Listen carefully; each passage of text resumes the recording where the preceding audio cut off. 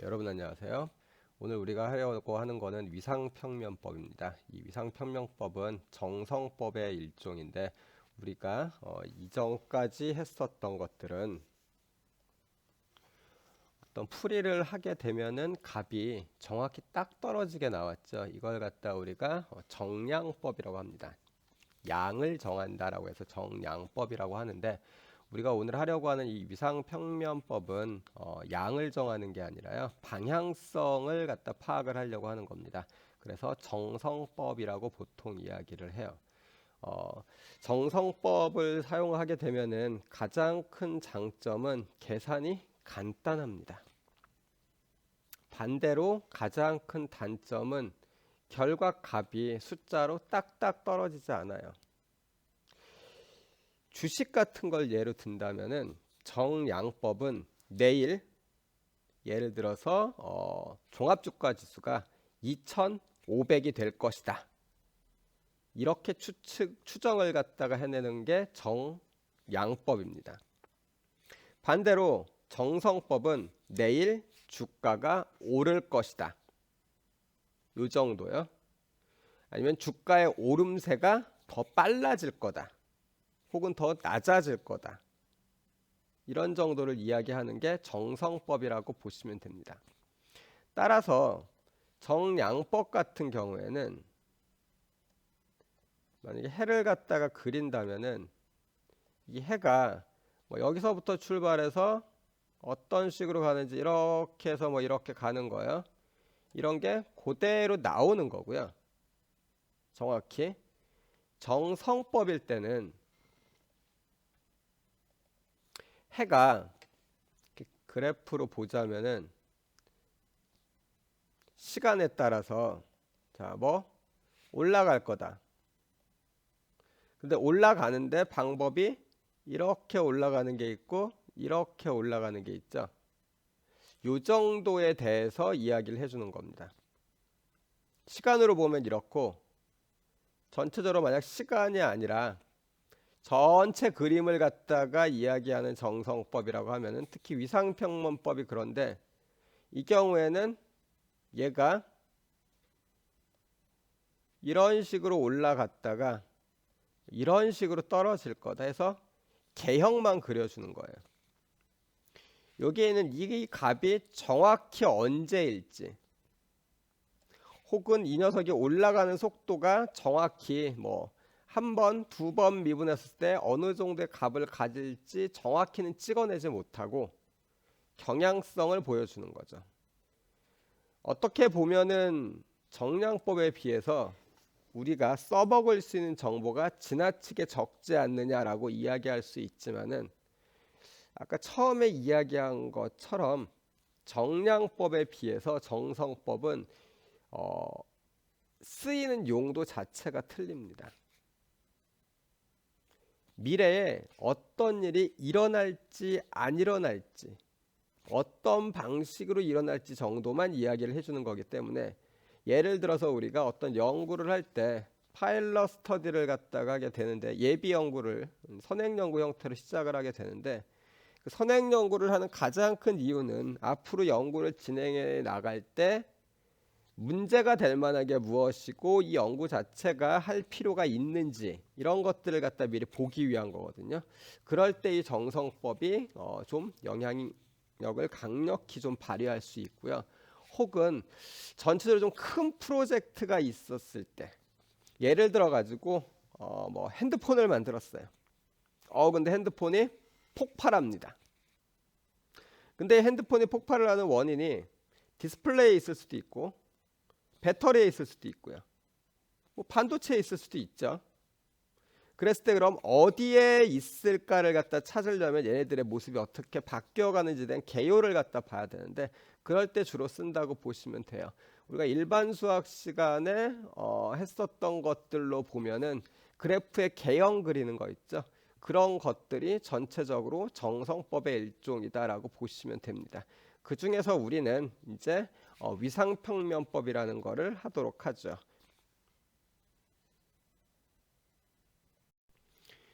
우리가 하려고 하는 이 위상평면법 요 내용은 두 가지 정도가 있습니다. 우선 하나는 진짜 위상평면법이 뭔지 이걸 할 거고요. 여기선 정성법이라고 표현이 되어져 있지만은 이 위상평면법을 이용을 해서 비선형 연립방정식에 적용하는 거에 대해서 해볼 겁니다. 그럼 우선 위상평면법에 대한 것부터 한번 봅시다. 사실 이 위상평면법은 전체적으로 y1, y2를 갖다가 변수로 해서요. 그러니까 그림을 그려보는 건데요. 이런 식으로 있었을 때 그래프가 여기에 y1 이쪽에 y2 이렇게 놓고서 이 녀석이 임계점이요. 자, 임계점에 대해서 우리가 전체 용어에 대한 부분은 여러분들이 아마 1학년 때 배우셨을 겁니다. 어떤 급격한 변화가 일어나는 점들을 통칭 다 임계점이라고 얘기를 합니다. 전체적으로 보자면은 불연속점, 임계점이 될 수 있고요. 극대, 극소 같은 경우 혹은 변곡점 이런 것들이 전반적으로 임계점이라고 이야기를 하죠. 다만 우리 연립 상미분 방정식에서는 임계점의 범위를 약간 더 줄이기는 하는데요. 통칭 지금 보시는 것처럼 자, y1 프라임과 y2 프라임으로 되어져 있는 연립 상미분 방정식에 있어서 dy1분의 dy2에 대한 값이 정의되지 않는 점을 갖다가 우리가 임계점이라고 합니다. 그럼 실제로는 얘가 그게 완전히 정의가 되지 않으려면은 dy1, dy2가 0분의 0꼴이 되어야 합니다. 주어져 있는 방정식에서 y1 프라임과 y2 프라임 요거에 대한 게 지금 요거 부분이요. 자, 요 부분, 이 부분이 실제로는 이런 모양이잖아요. dy2분의 dt 나누기 dy1분의 dt. 근데 이거는 결국 y2 프라임, y1 프라임 얘죠.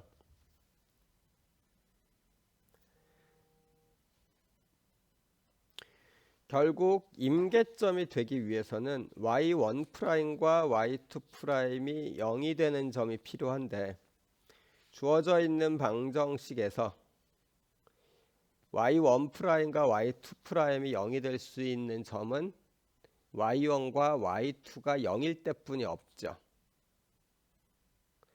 만약에 y1과 y2가 0이 아닌데 y1 프라임과 y2 프라임이 0이 된다. 이 이야기는 주어져 있는 거를 행렬 형태로 바꿨을 때요. 이렇게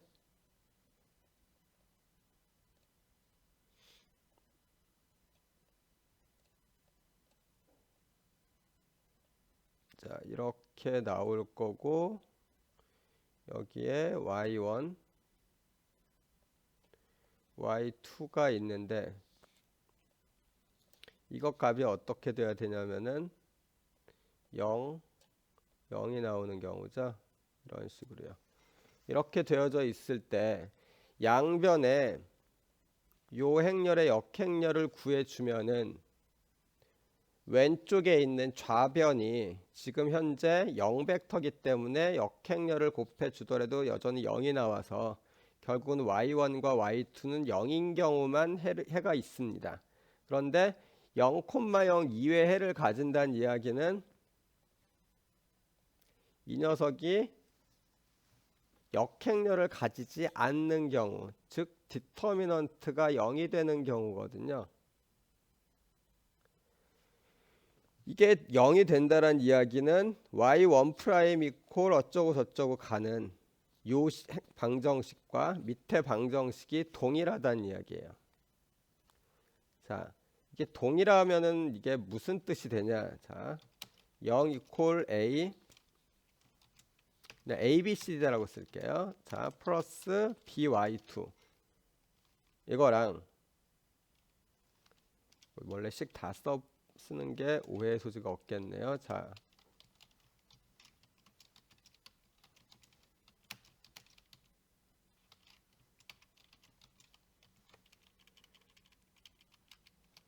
이렇게 되어져 있는 거에서 y1'과 y2'이 0일 때를 찾는 건데 A, B, C, D로 이루어져 있는 행렬이 역행렬이 존재하지 않으면은 결국은 어떤 K를 갖다가 AY1 플러스 BY2로 해주면은 K를 곱해주면은 CY1 플러스 DY2가 나온다는 이야기가 되죠. 이 이야기는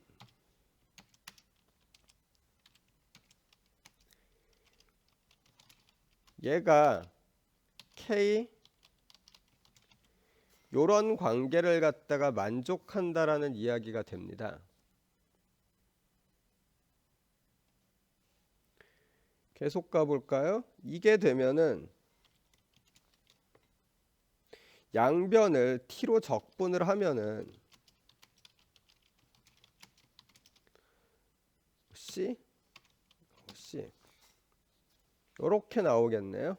즉 y2라는 녀석은 y1이라는 녀석의 k배예요. 거기에다가 상수 차이 정도가 있는 거겠네요. 즉 y1과 y2라는 변수가 상수배 정도 차이만 가지고 있기 때문에 식을 조금 더 진전시켜서 보면은 상수배 차이만 같다라는 거를 알고 있는 상태라면은요. 그래서 자, 제일 위쪽에 y'1 이꼴 자, 이게 ay1 자, y2 지금 조금 바로 윗줄에서 구했죠. 이게 b 곱하기 ky1 플러스 c 이 식이 나옵니다.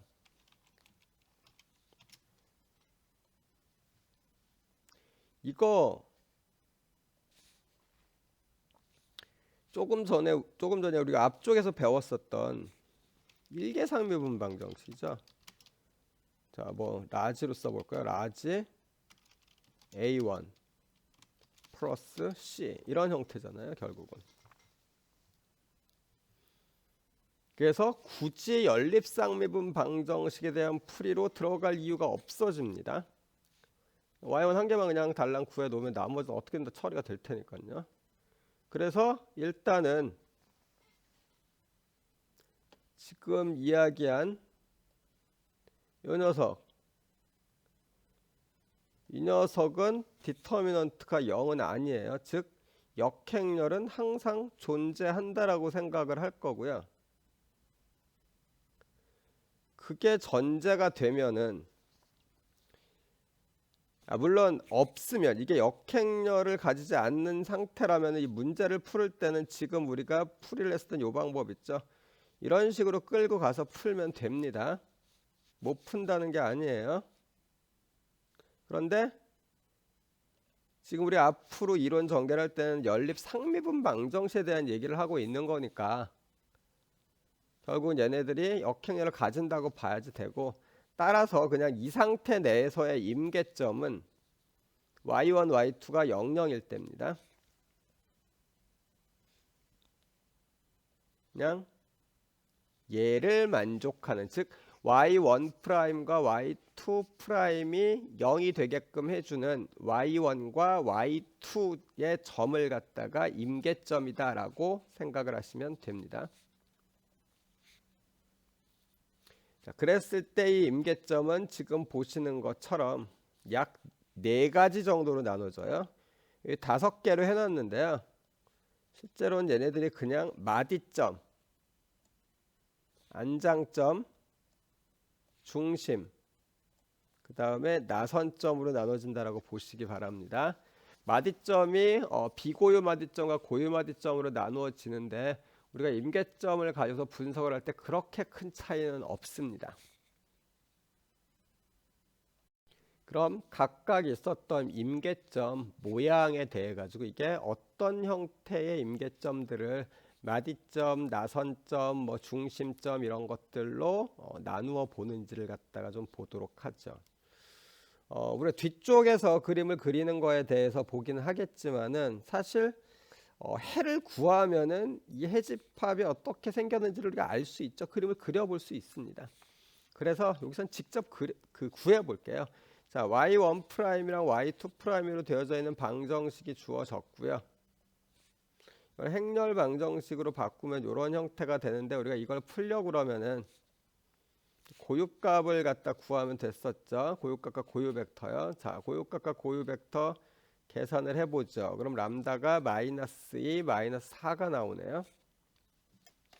고유값 마이너스 2일 때 고유 벡터는 값을 집어넣어서 보면은 마이너스 x1 플러스 x2 이퀄 0 이런 형태가 될 거고요. 따라서 x는 1,1이 되겠네요. 그리고 고유 벡터 람다가 마이너스 4일 때 고유 벡터는 x1 플러스 x2 이퀄 0을 만족하면 되니까 얘는 1, 마이너스 1이 됩니다. 요 고유 벡터에다 붙인 요 t 있죠? 요거는 원래 1,1을 전치한 겁니다. 즉 컬럼 벡터를 갖다가 지금 쓰기 편하게 전치시켜 가지고 표현을 해준 거예요. 로우 벡터를 t를 붙였으니까 결국 컬럼 벡터가 되겠죠. 자, 우리가 고유값이랑 고유 벡터까지 구했으니까 이제 주어져 있는 방정식의 해를 알 수 있네요. 얘죠? 자, 여기서 t가 무한대로 가면 얘가 어떻게 돼요? 일반적으로는 t가 무한대로 가면 둘 다 0이 되겠네요. 그렇죠? 자, 그리고 t값이 이제 t가 무한대로 가면 0이 되는데 자, 여기서 y1, y2를 할 때 이제 형태를 좀 볼 건데요. 자, 요거가 우리가 이야기하는 요게 아니라 요렇게 되는 거죠. 요렇게요. 즉 우리가 구해 놓은 거 기준으로 자, y1은 c1의 익스포넨셜 마이너스 2t 플러스 c2의 익스포넨셜 마이너스 4t인 거고요. y2는 c1의 익스포넨셜 마이너스 2t 빼기 c2의 익스포넨셜 마이너스 4t 이렇게 나오는 거죠. 지금 이때 t가 무한히 커지면은 y1은 어떻게 되겠습니까? 0으로 가겠죠. y2는요. 여전히 둘 다 0으로 가긴 합니다. 시간이 지나면은 우리가 여기에 임계점이 0,0인데 0,0 부근에서 어떻게 움직이냐를 볼 거거든요. 얘네들의 움직임을 갖다 볼 거기 때문에 자, y1이 계속해서 이제 증가하는 쪽으로 한번 봅시다. 0,0에서부터 보면은 t가 그럼 감소하는 거죠. 결국은 어떤 숫자에서부터 쭉 감소를 할 텐데 y1이 쭉 증가를 한다. 증가하는 쪽으로 보면 좀 힘들어지나요? 증가한다라고 보면 y2는 어떻게 될까? 추정할 수는 있는데 C1과 C2에 따라 가지고 좀 달라지겠죠. 그래서 이거를 y1이랑 y2를 갖다 집어넣어서 그래프를 그려보면은 실제로 임계점 y1, y2 0,0일 때 기준으로 그래프를 그려보면은 일단은 x1 1,1이요. 자, 1,1 선상에 있었던 녀석은 t값이 증가하면서 그냥 쭉 이렇게 갈 겁니다. 즉 y1이랑 y2 값이 같았던 적이 있는 녀석이야. 절대값 측면에서 같았던 적이 있는 뭐 부호도 같아야 되겠죠. 절대값이 아니라 숫자가 같았던 적이 있으면은 지금 보시는 것처럼 이렇게 흘러갈 거고요. 그거는 값을 넣어서 비교를 해보시면 됩니다. 얘네들이 뭐 t에다가 0을 넣었을 때 양쪽이 같은 값이 나오는 경우야. 뭐 둘 다 11이 나오는 경우를 갖다가 볼까? 2를 봅시다. 둘 다 2, t가 0일 때 2, 2가 되는 경우라면은 C1이 1, C2가 얼마나 됩니까? C1은 1이면 될 것 같고, 둘이 같은 값이 나오려면은 C1과 C2가 C1이 뭐 얘네들이 2 나온다라면은 C1이 2라야 되고요. C2는 0이라야 되겠네요. 다른 경우도 마찬가지죠. 이 방정식을 세워서 보면 C1 더하기 C2가 어떤 A 값이 나오고 C1 빼기 C2도 A 값이 이렇게 나오려면은 C1은 A이고 C2는 0이라야 되잖아요. 그러면은 지금 요 상황에서 보면은 요게 없어지는 겁니다. C1과 C2가 그러니까 요런 식으로 이런 식으로 생겼겠네요. 아이고. 이렇게요. 그럼 둘이 같으니까 증가감소가 지금 서로 같게 흐르잖아요. 그래서 지금 보시는 이런 형태가 나오게 될 겁니다. 대신에 이제 이렇게 되는 거예요. 부호가 반대인 경우죠. y2가 a라면은 y1은 마이너스 a가 되는 경우. 이것도 식을 한번 써볼까요? 자, C1 더하기 C2가 A. 그랬을 때 C1 빼기 C2는 마이너스 A. 이렇게 나오려면은 마이너스를 곱해가지고 더해줬을 때니까 C2가 A이고, 그쵸? C1은 0이겠네요. 그럼 결국은 이 텀이 없어지는 겁니다. 그리고 서로 부호가 반대겠네요. 따라서 지금 보시는 이 X선을 갖다 따라서 움직이게 될 거예요. 어느 쪽에 있었던지. 그리고 나머지 경우들이요. 예를 들면은 여기에서 출발한 경우. 초기값에 의해 가지고 이제 값을 알고 있는 경우죠. 얘네들이 시간이 쭉 흐르다가 보면은 어떤 일이 벌어져요? 얘는 마이너스 2t고요. 얘는 마이너스 4t거든요. t값이 증가할 때 보면은 요거의 제곱이 얘가 됩니다. 그러면은 0으로 접근하는 속도로 보면 이쪽의 월등히 빠르죠. 얘가 훨씬 빨리 힘을 잃어요. 그러면 요쪽만 살아남는 형태가 되기 때문에 여기에서 시작한 녀석이 t값이 증가를 갖다가 하면 시간이 지나면 이런 식으로 해가지고 결국은 x1에 거의 붙어서 이렇게 접근을 하게 될 겁니다. 이쪽에 있는 경우도 마찬가지겠죠. 이쪽에 있었던 녀석은 이렇게 가겠네요. 이쪽으로 접근하지는 않고요.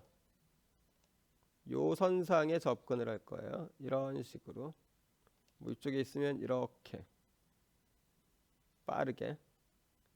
이거 너무 과장을 했네요. 이런 식으로 가게 됩니다. 그래서 얘가 이렇게 보이는 건데, 이걸 갖다가 비고유점, 비고유 마디점이라고 하는 이유는 여기를 이런 식으로 놓고 보자. 들어온 녀석들의 경로를 가지고서 원래 녀석이 어디서 출발했는지를 판단하기가 상대적으로 어렵습니다. 나중에 고유 마디점이랑 비교를 해보면 되는데요. 나중에 고유 마디점 같은 경우에는 얘네들이 여기서 출발했으면은 이렇게 들어와요. 여기서 출발한 놈 이렇게 들어올 거고.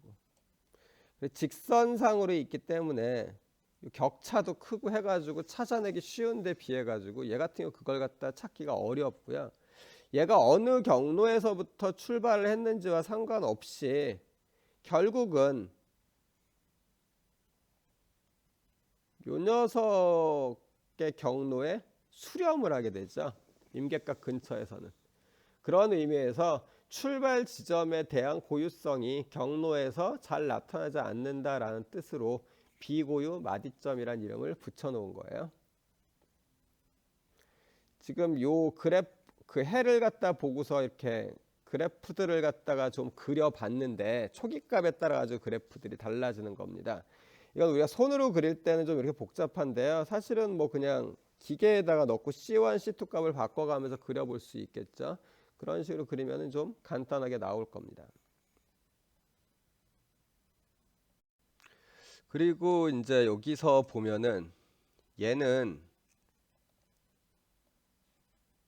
멀찍이 여기서부터 초기값이 있어서 시작을 하면은 결국은 이 값이 임계점으로 이렇게 가는 거죠. 시간이 지나면. 그런데 경우에 따라서는 이 녀석이 임계점으로 가지 않고 밖으로 그냥 가버리는 경우가 있어요. 이렇게 둘로 나눌 수 있는데 임계점 부근에서 이게 크게 그려서 그렇지 이게 임계점 부근에서의 움직임입니다. 임계점 부근에서 얘가 임계점으로 항상 다가가는 경우가 있고요. 임계점에서 벗어나면은 밖으로 도망가 버리는 경우가 있습니다. 지금 우리가 푸른 이 녀석 같은 경우에는 우리가 다가올 것이다 라고 예측을 할 수 있는 이유가 익스포넨 쪽의 지수가 음수이기 때문에 그렇습니다. t는 시간이라 항상 양수일 때니까. 따라서 만약에 이 녀석 둘의 부호가 음수가 아니라 양수면은 밖으로 도망을 가겠죠. 그래서 얘가 다가가는 경우, 임계점으로 다가오는 경우를 안정된 상태라고 얘기를 합니다. 임계점이 안정된 거예요. 그리고 밖으로 도망가는 경우를 불안정 상태라고 이야기를 해요. 그래서 스테이블과 언스테이블로 나누게 됩니다. 자, 스테이블, 언스테이블이 어떤 상태인지는 알겠죠? 자, 그리고 이런 식으로 이제 마디점이 나타나는 경우가 언제일까? 이것도 좀 생각해 볼 수 있는데요. 얘가 마디점으로 나타나려면은 결국 그걸 결정해 주는 게 요 녀석들이 해주는 역할이거든요.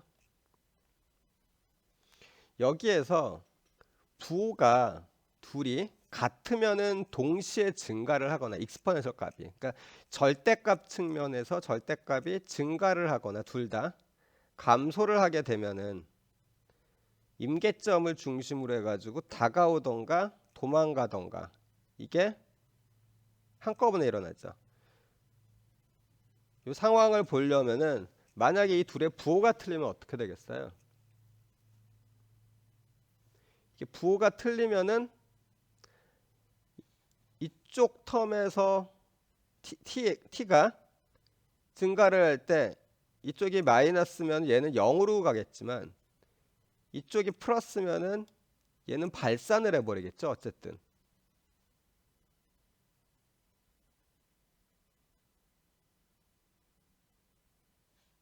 그러면서 움직이는 형태가 달라질 겁니다. 뭐 그거에 대한 이야기는 뒤쪽에 이제 임계점 종류를 보면서 추가로 하도록 하죠. 우선 여기에서 여러분들이 봐둘 거는 두 가지입니다. 하나는 이런 식으로 움직이는 녀석이 바로 이게 비고유 마디점이다 나타나는 게, 그리고 임계점 쪽으로 다가오는 형태로 진행이 되면 스테이블, 도망가는 형태로 진행이 되면 언스테이블이다 정도만 우선 기억을 하시기 바랍니다. 자, 다음 건 고유마디점인데요. 아주 간단한 식인데 얘 계산을 해보면은 해가 결국은 얘가 돼요. 그리고 이걸 그려보면은 이렇게 나오죠. 아까랑 조금 다르죠. 얘 같은 경우에는 임계점에서 밖으로 도망가는 거니까 언스테이블이고요. 그리고 경로가 직선이라는 의미가 아닙니다. 직선이 아니더라도 얘가 특정한 데를 갖다 딱 가게 되면 어디를 수렴하지 않고 자기 고유의 경로가 있잖아요. 그런 의미에서 고유 마디점이라고 이야기를 합니다. 얘가 한 곳에서 퍼져나가거나 뭉친다라는 의미에서의 마디점이기도 하고요. 자, 이번엔 안장점인데요. 또 모양을 좀 보려고 계산을 해서 일반해를 갖다 찾은 다음에 일반해를 갖다가 중심으로 해서 계산을 갖다 좀 해본 거예요. 자, 얘는 y1, y2의 형태가 지금 보시는 것처럼 진행이 돼요. 그대로 한번 써볼까요? 자, 얘는 y1을 구하면은 c1의 익스포넨셜 t가 될 거고요.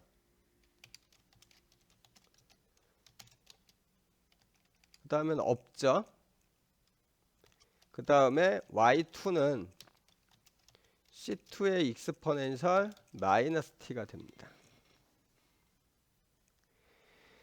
자, 이런 구조면은 y가 증가할 때 절대값이요. y1의 절대값이 증가를 할 때 y2의 절대값은 어떻게 되겠어요?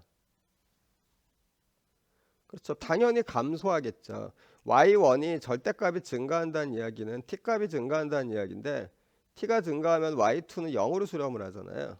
반대인 경우도 그렇고 부호가 조금씩 차이는 있겠지만은 그러면 초기값이 0이라면은 y2가 시간이 지나서 감소를 합니다. 이거대로 감소를 하면은 그때 y1은 증가를 해야 되죠. 이런 식으로 가게 될 거예요. 만약에 초기값이 0이라면은 이런 식으로 가게 될 거고요. 그래서 얘는 여기에 닿는 경우는 이 선상에서 오는 경우뿐이 없어요. 이렇게 오는 경우, 이렇게 오는 경우. y1이 0이란 얘기는 c1이 0이란 이야기죠. c1이 0이면은 아주 큰 데서부터 다가오겠네요. 그 다음에 c2가 0인 x축 쪽은요. y2가 0인 그럴 경우에 c2가 0일 거고요.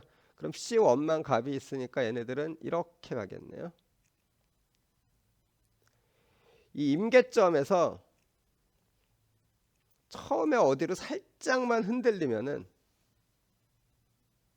밖으로 빠져나가 버릴 겁니다. 물론 y2축을 따라 가지고 흔들린다면 다시 제자리로 오긴 하겠죠. 이런 걸 안장점이라고 얘기를 합니다.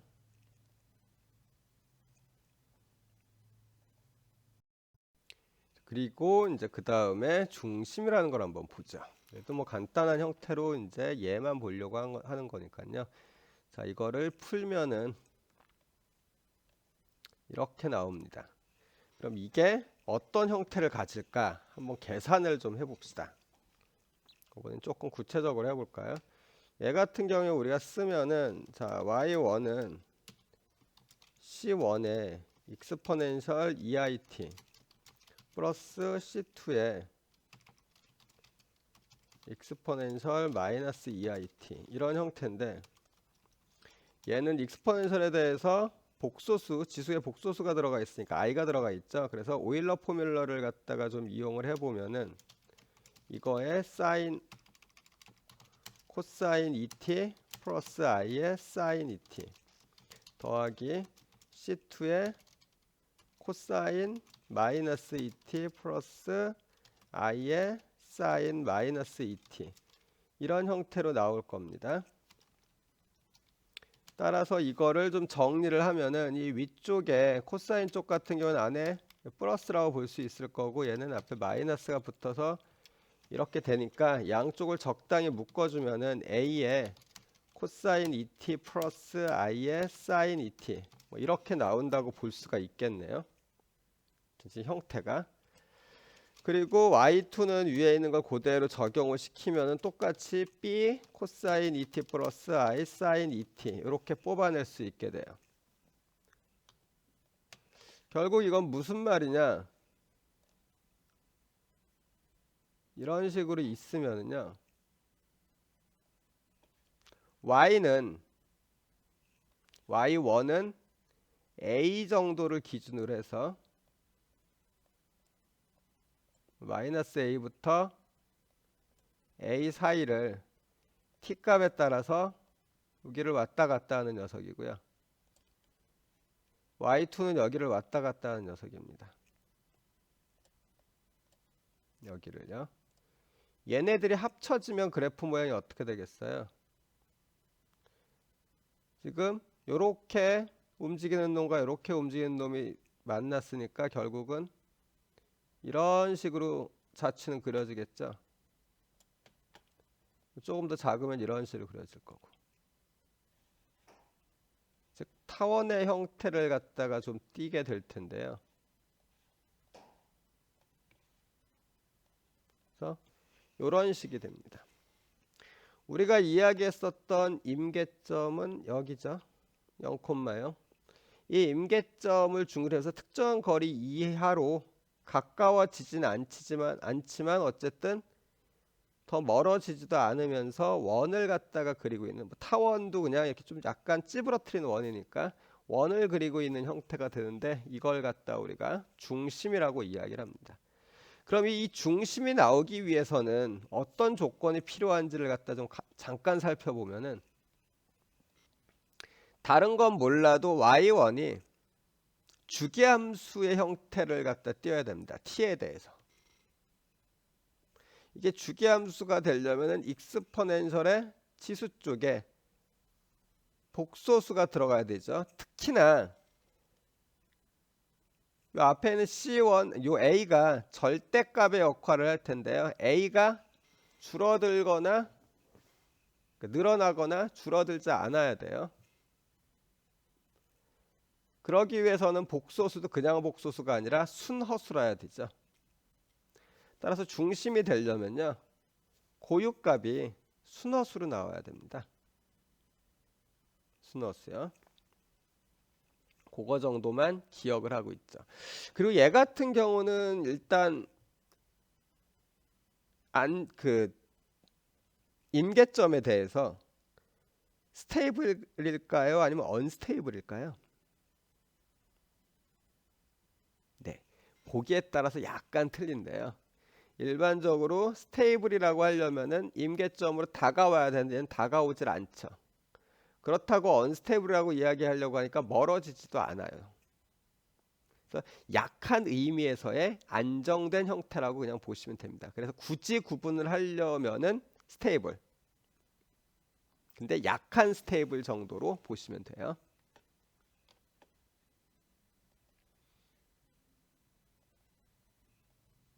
자, 이제 마지막 나선점인데요. 우리가 아까 본 거에서 개요에 해당하는 부분으로 보면은 마지막 부분입니다. 이 나선점은 나선형을 갖다가 그리면서 가는 걸 뜻하는데, 얘 계산을 해 봅시다. 얘도 고유값이 복소수가 나왔고요. 그러다 보니까 이렇게 됐습니다. 이거 그림 그리면은 이렇게 나오거든요. 근데 아까 우리 중심에 썼을 때 기준으로 보면은 얘는 y1만 대표적으로 좀 보죠. 이 위쪽에 지수 쪽에, 익스포넨셜의 지수 쪽에 마이너스 1 플러스 i가 있기 때문에 아까는 a의 코사인, 아까 걸 기준으로 하면 t 플러스 i의 사인 t 이렇게 나올 텐데, 위에 마이너스 t가 들어가 있으니까요. 걔들이 공통으로 빠지고 나면은 앞에 a가 붙겠지만 익스포넨셜의 마이너스 t 이렇게 됩니다. 이 얘기는 y1 값이 t가 무한대로 가게 되면은, 그렇죠, 0으로 수렴한다는 이야기예요. 그러니까 원을 그리는데, y2도 마찬가지일 테니까 원을 그리는데 아까처럼 그 원이 점점 반지름이 작아지는 형태입니다. 그래서 지금 보시는 것처럼 여기서부터 시작한 녀석이 원을 그리면서 이렇게 들어오는데요. 점점 임계점에 가까워지다가 임계점으로 쏙 들어가게 되는, 이런 식의 운동을 하는 게 우리가 알고 있는 것 중에서 나방이 있고요. 나방이 불빛 보면서 이렇게 접근하는 그런 게 있을 수 있고, 또 하나는 블랙홀 같은데 물체가 빨려 들어갈 때, 아니면 소용돌이 칠 때 이런 식으로 나오죠. 이걸 나선점이라고 이야기를 해요. 이거 익스포넨셜, 지금 이거 같은 익스포넨셜 마이너스 t가 있기 때문에, 얘가 있기 때문에 들어오는 거고요. 만약에 이게 플러스면 어떻게 돼요? 예, 그러면은 나가는 형태가 되겠죠.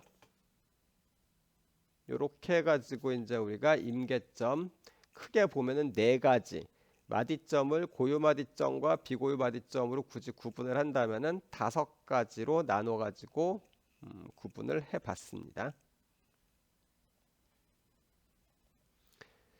다시 한번 정리를 해 보자면은, 일단 임계점의 유형에는 비고유 마디점, 고유 마디점, 안장점, 중심, 그 다음에 나선점이 있습니다.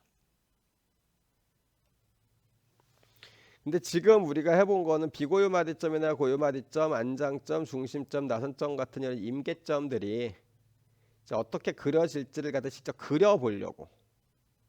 사실 그 해를 찾고 나서도 그 해만 가지고서 얘가 어떤 임계점의 유형을 가지는지를 갖다가 딱 한눈에 보고서 판정하기는 그렇게 쉽진 않습니다. 지금 상태에서는. 그거 말고도 만약에 해를 끝까지 다 구했다면은 굳이 임계점의 유형을 구분할 필요가 없어요. 이렇게 복잡하게 위상평면법 써가지고. 우리가 정성법을 사용하는 가장 큰 이유는요, 해 구하는 게 어려워서 그래요. 그러니까 어떻게 보면 정량법을 갖다가 사용을 하려고 하니까 비용이 너무 많이 들어가는 거예요. 내가 필요한 것까지만 얻어내기 위해서는 그렇게 자세히 할 필요는 없거든요. 그래서 여기서도 지금 여기서 끝낼 것 같으면은 위상평면법이 필요가 없고요. 우리가 원하는 건 뭐냐면은 결국 임계점의 유형을 구분을 하는데, 해를 구하지 않고 임계점의 유형을 갖다 좀 구분해 보자, 이 얘기입니다. 그러면은 좀 편하겠죠. 자, 그거는 앞쪽에 제가 임계점을 이야기하면서 얘네들이 왜 이런 형태가 됐느냐에 대한 거에서부터 잠깐 언급했는데, 그거에서부터 출발을 할 겁니다. 자, 그럼 임계점 유형을 어떻게 결정을 하는지 해를 안 풀고 한번 해봅시다. 임계점 유형 판별을 할 때는 어쨌든 행렬에서부터 시작을 하는데요. 이 행렬의 고유값에 대한 거를 가지고서 하게 됩니다. 일단 얘를 갖다 좀 보면은, 우리가 2 곱하기 2일 경우에 람다 제곱 플러스 a 곱하기 람다 플러스 b 이퀄 0, 이걸 갖다 풀어서 람다를 갖다 구하면은 이제 람다 1, 그 다음에 람다 2를 구할 수 있는데요. 실제로는 람다 값도 안 구합니다. 자, 여기까지만 할 건데, 이것마저도 자, 우리가 행렬이 있으면은 고유값을 구한다고 했을 때, 지금 여기 쓴 a랑 조금 전에 쓴 a랑 다른 겁니다. 자, a 마이너스 람다 b, 그 다음에 c, 그 다음에 d 마이너스 람다, 이렇게 나올 텐데, 이때 람다를 갖다가 구하면 식이 전체적으로 어떻게 될까요? 제대로 얘를 다시 써보죠. 저거에 대해서 우리가 구하면은, 자, a 마이너스 요 곱하기 람다 빼기 bc인데, 이걸 푸는 거죠. 근데 얘를 전개해 보면은 람다 제곱, 그 다음에 마이너스 a 플러스 t의 람다 플러스 ad 마이너스 bc 이퀄 0, 이렇게 나옵니다. 자, 굳이 왜 얘를 썼냐? 자, 여기 나온 요 P요. P는 람다 1 플러스 람다 2인데 이렇게 주어져 있는 요 방정식이요.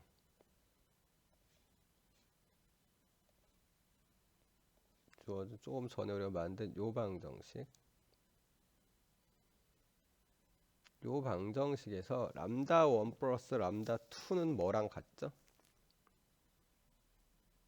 네, A 플러스 T. 근과 개수의 관계를 이용하면은 실제로 얘는 요거는 A 플러스 D랑 같습니다.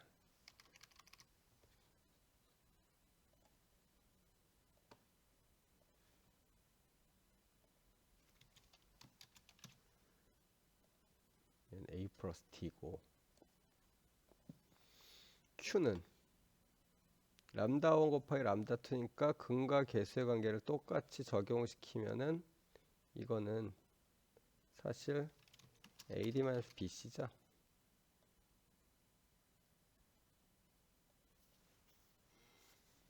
람다 1 마이너스 람다 2도 우리가 실제로는 구해낼 수 있을 겁니다. 여기서 하고 싶은 말은 자, 행렬을 구하고 나면은 행렬이 이렇게 주어져 있었을 때 A, B, C, D로 주어져 있었을 때 P랑 Q 그 다음에 델타를 구할 때 람다를 직접 구하지 않아도 된다 이 말입니다.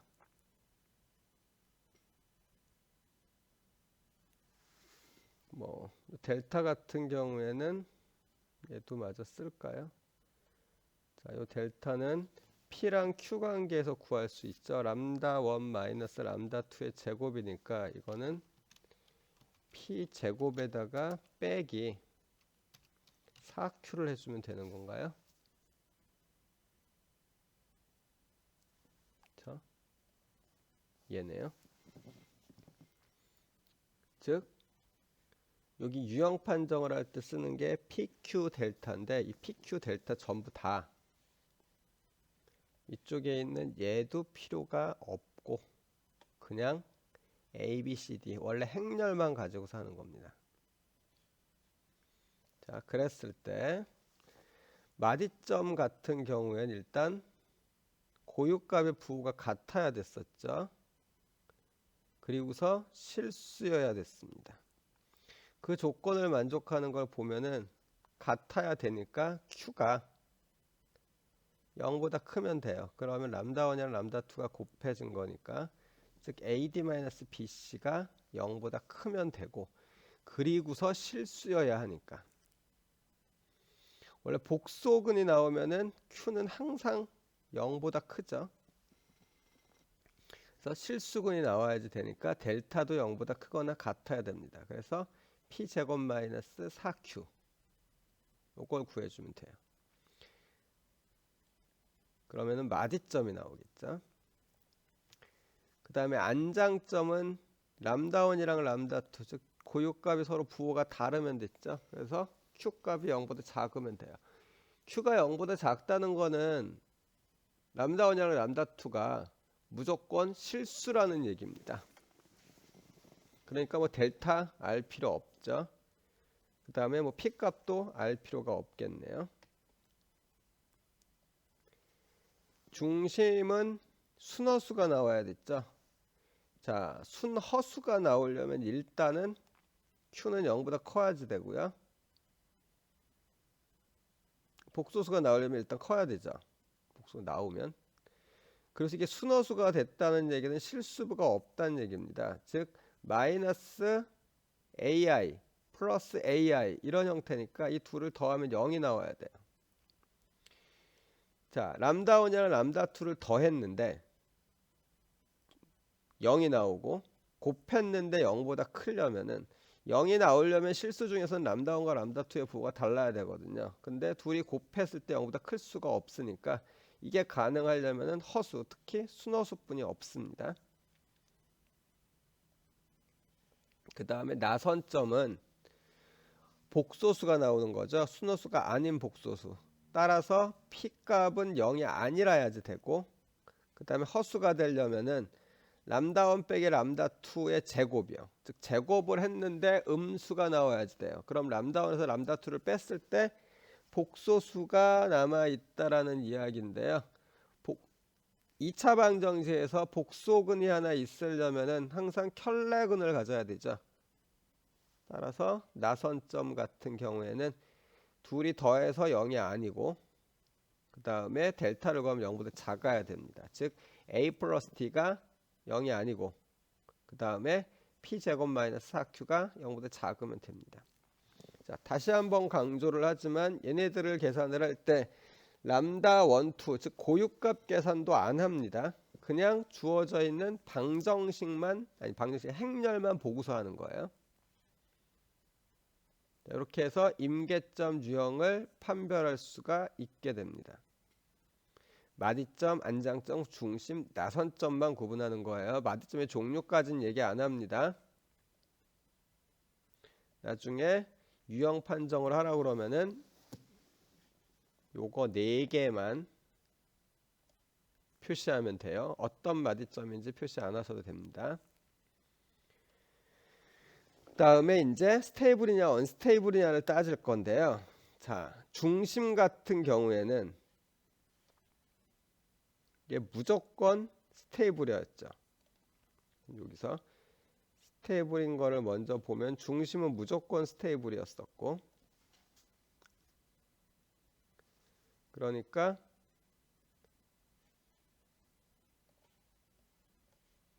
자, 요 조건을 만족하면 되는 겁니다. 안장점은 무조건 언스테이블이죠. 그리고 나선점은 어떻게 됩니까? 나선점은 실수부가 음수면은 되죠. 실수부가 음수이려면은 람다 1과 람다 2를 더했을 때 양수일까요, 음수일까요? 허수부가 떨궈져 나가고 어차피 더하면은 실수부끼리의 합이죠, p는. 따라서 p가 음수라야 되죠.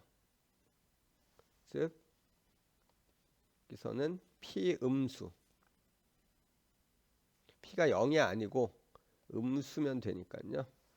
여기서 조건으로 p가 0보다 작으면 됩니다.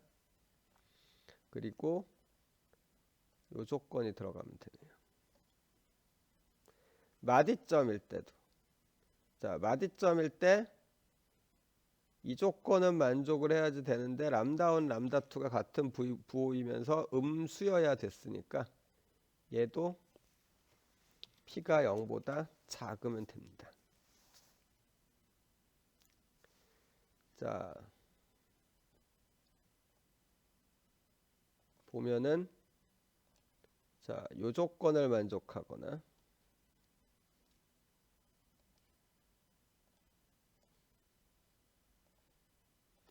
아니면 이 조건을 만족하거나 중심이거나 이러면은 안정된 형태네요. 이게 아니면 불안정된 형태가 되겠죠. 자, 그래서 불안정인 걸 보면은 안정 조금 이따 보고, 자, 안장점 즉 Q이거나 Q가 0보다 작거나요. 혹은 다른 거 다 어떻게 되는지랑 상관없이 P 쪽만 보면은 안정되려면 P가 0보다 작거나 같아야 되죠. 따라서 반대로 P가 0보다 크거나, 즉 P가 0보다 크거나 혹은 Q가 0보다 작거나 그런 불안정입니다. 언스테이블이고, 안정적이고 강력한 안정은 스테이블인데 중심은 빠진다고 그랬죠. 그래서 P가 0보다 작고 Q는 0보다 크고, 여기 AND 조건입니다.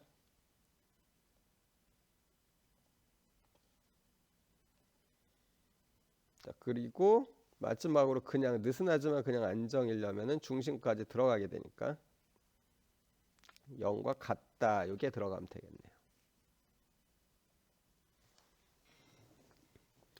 자, 이 상태면은 이제 우리가 계산을 할 수 있겠죠. 요 조건을 가지고 앞쪽에서 했었던 거를 한번 볼까요? 자, 얘 한번 봅시다. 얘 같은 경우에 첫 번째 우리가 했었던 건데 P값 같은 경우에는 A, B, C, D에서 A 플러스 D니까 얘 지금 마이너스 6이 나왔죠. 0보다 작습니다. 그렇죠? 그리고 Q는 AD-BC인데 이게 그러면은 9 빼기 1이라서 8이 나왔어요. 0보다 크네요.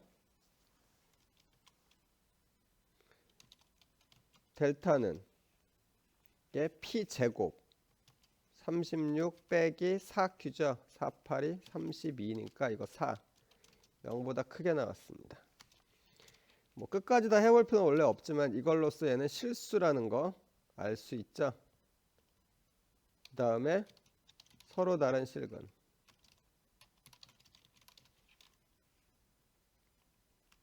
이렇게 되겠네요. 그럼 얘는 P가 0보다 작고 Q가 0보다 크니까 일단 스테이블. 요 두 조건 때문에 일단 스테이블 됐고요. 서로 다른 실근이 나왔으니까 비고요 만점이겠네요.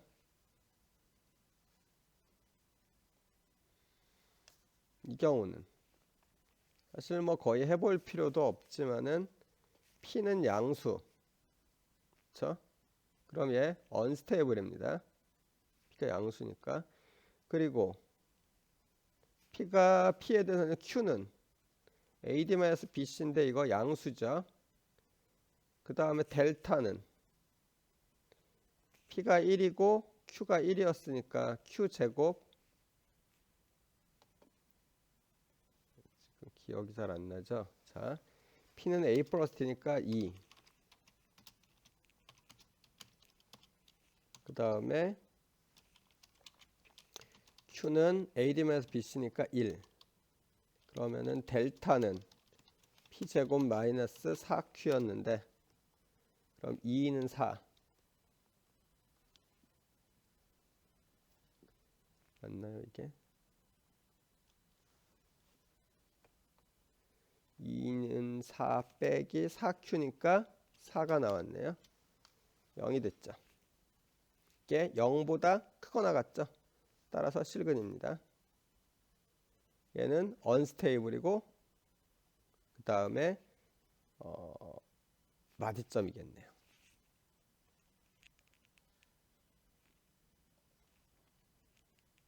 자, 예를 볼까요? 얘도 똑같이 P. 얘는 P가 0. Q는 마이너스 1. 델타는 P제곱 마이너스 4AC니까 마이너스 4. 네, P제곱 마이너스 4AC가 마이너스 4가 아니라 플러스 4겠네요. 그렇죠?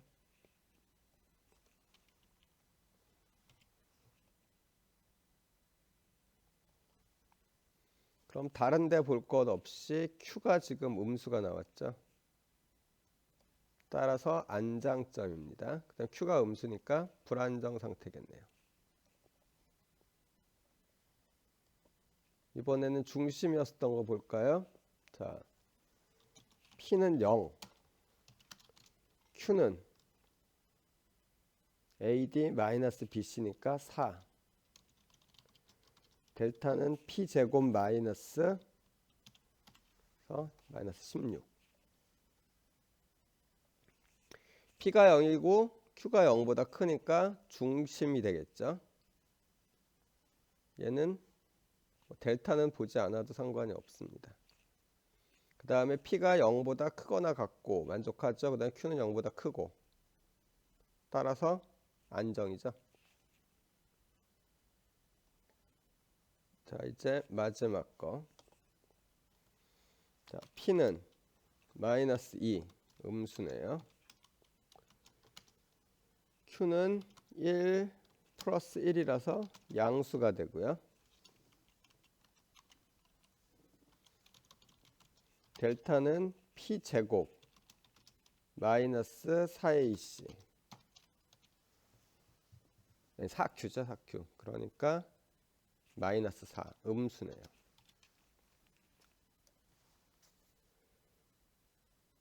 자, 이걸로부터 P가 지금 음수고 Q가 양수니까 안정. 자, 그다음에 P가 0이 아니고 Q는 0보다 크고요. 델타 값도 0보다 작으니까 이거는 복소수가 나와서 나선점이 됩니다. 자, 우리가 지금 했었던 걸로 이 표에 맞추어 가지고 이제 판정을 할 수 있는 거죠. 문제를 다 안 풀고 주어져 있는 거에 형태만 갖고 이렇게 판정을 해보는 게 바로 정성법입니다. 자, 이제 여러분들 주어져 있는 행렬 방정식이 있을 때 아니면 연립 방정식이 있었을 때 그거에 대응하는 행렬을 만들어서 임계점의 유형을 판정하고 그 녀석의 안정성까지 알아낼 수 있는 겁니다. 자, 그리고 이제 이어서 비선형 연립방정식에 대한 정성법이라는 제목인데요.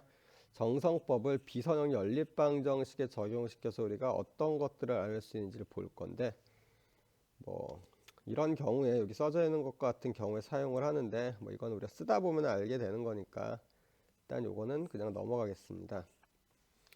이 비선형 연립방정식에 대해서 정성법을 쓰려면 우리가 알아야 되는 게 비선형을 선형으로 바꾸거든요.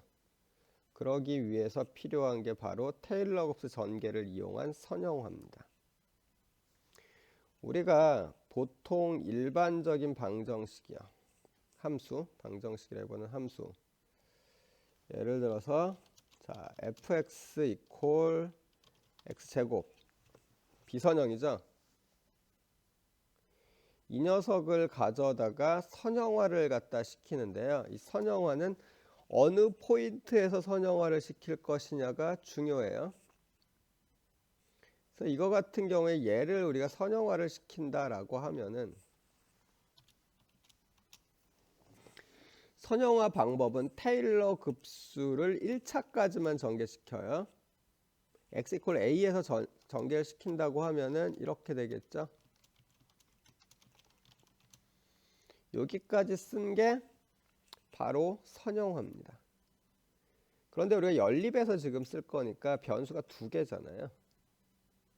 지금 요거는 변수가 한 개일 경우에 우리가 지금 써먹어 본 거고, 변수가 두 개일 때인데 변수가 두 개일 땐 지금 보시는 것처럼 밑에 이렇게 하시면 됩니다. 편미분을 그냥 해주면 되는데요. 위쪽에 f'A에 해당하는 부분이 얘네입니다.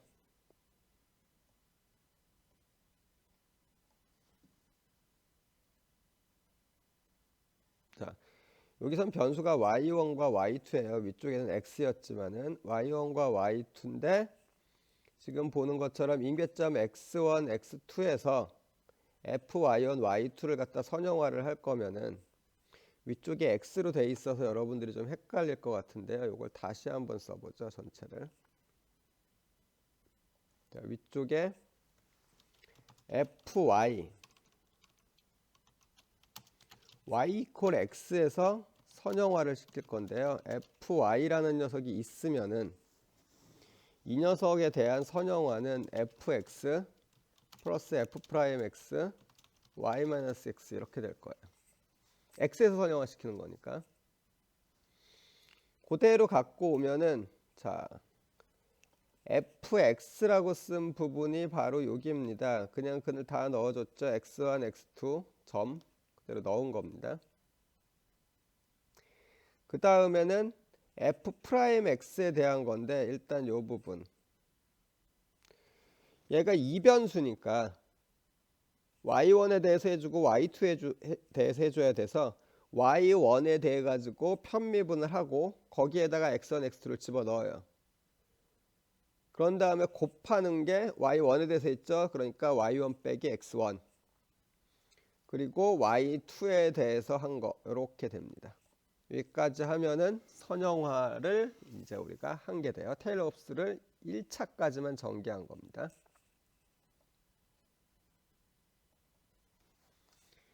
예를 들어 볼까요? 자, f y1, y2가 sin 2y1 플러스 y2라고 해보자.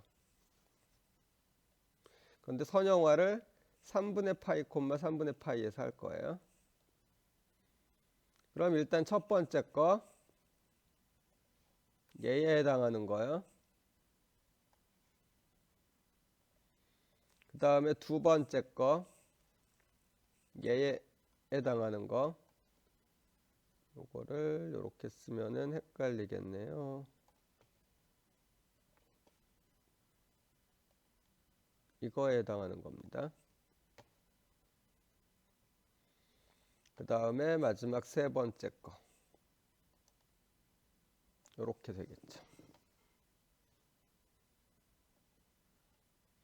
자, 얘네들을 이제 쭉 정리를 하면 일단 x1에 3분의 파이, x2에 3분의 파이를 넣으면 이렇게 될 거고요. 그래서 이렇게 나오네요.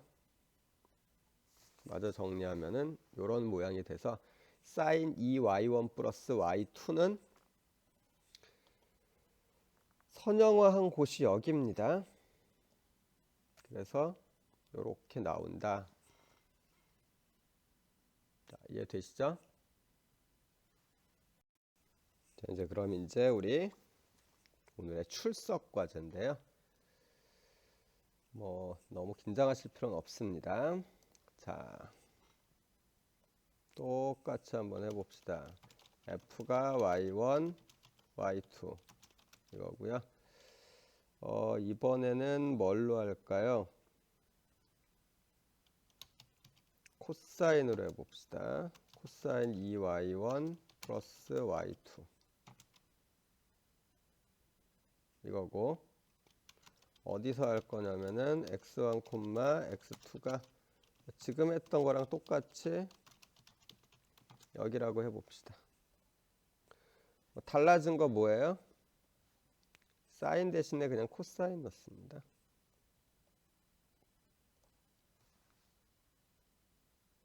네, 요렇게 됐었을 때 선형화하면은 요게 어떻게 달라질까? 자, 요걸 풀어서, 즉 주어져 있는 이 함수요.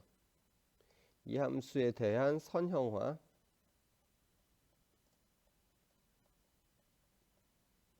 선형화에 대해서 풀어가지고 선형화 시켜서요. 그걸 갖다가 출석 체크란에다가 올리시면 됩니다. 올리는 방법은 이야기했었죠. 자, 다시 설명하면은 쓴 거를 이렇게 A4지에 위쪽에 이름, 학번을 쓰고